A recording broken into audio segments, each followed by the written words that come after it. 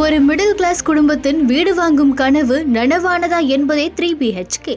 சரத்குமார் கணக்கராக பணியாற்றி வருகிறார்.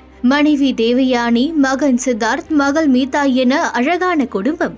ஆனால் இந்த குடும்பத்துக்கு என சொந்தமாக ஒரு வீடில்லையே என்பது சரத்குமாருக்கு பெரும் கவலை அளிக்கிறது. எப்படியாவது தன்னுடைய ஏரியாவிலேயே சொந்த வீடு வாங்க வேண்டும் என பணம் சேர்க்கிறார். அவருடன் உதவியாக அக்குடும்பமும் தங்களாலான பங்களிப்பை செய்கிறது.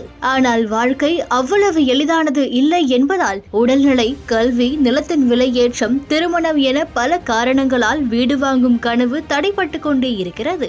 அப்பாவுக்கு அடுத்து குடும்ப பொறுப்பை சுமக்க தயாராகும் சித்தார்த், அப்பாவின் விருப்பத்திற்காக திருமணம் செய்து கொள்ளும் மீதா, தன் விருப்பு வெறுப்புகளை ஒருபோதும் வெளிக்காட்டாத தேவயானி என இக்குடும்பம் வரும் தடைகளை மீறி தங்கள் கனவை நிறைவேற்றுகிறதா? பல வருடமாக நீளும் இப்பயணத்தில் அவர்கள் கற்றுக்கொள்வது என்ன என்பதெல்லாம் தான் 3BHK படத்தின் மீதி கதை.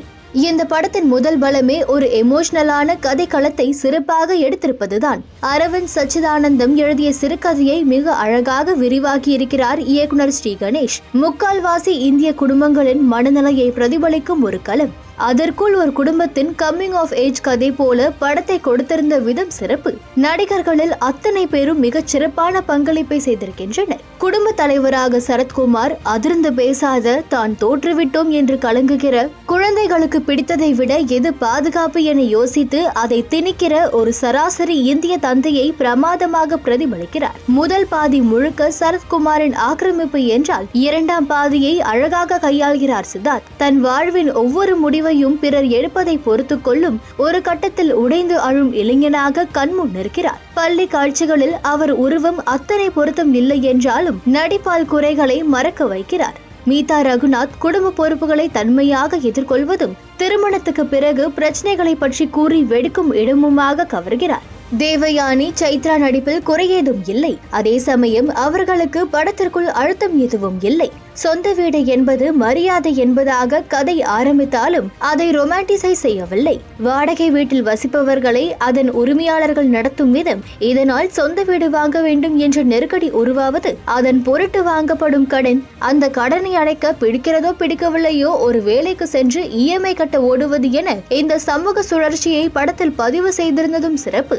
அதே சமயம் காட்சிகளாகவும் சுவாரஸ்ய குறைவாக ஏதுமின்றி ஒவ்வொன்றையும் அழகாக சேர்த்திருக்கிறார்கள். உதாரணமாக சித்தார்த் ஒரு இன்டர்வியூ சென்று வீடு திரும்பும் காட்சியில் வசனம் ஏதும் இன்றி விஷயத்தை புரிய வைக்கும் இடம் ஒன்று வரும். அவ்வளவு அழகாக அது காட்சிப்படுத்தப்பட்டிருக்கும். படத்தின் பெரிய பிளஸ் அம்ருத் ராம்நாத் இசை. கனவெல்லாம் துள்ளும் நெஞ்சம் என பாடல்கள் மூலம் கவனம் ஈர்ப்பவர். பின்னணி இசையிலும் படத்திற்கு அழுத்தம் சேர்க்கிறார். தினேஷ் கிருஷ்ணன், ஜித்தின் ஒளிப்பதிவு படத்தின் மிக அழகான காட்சிகளுக்கு உதவி இருக்கிறது.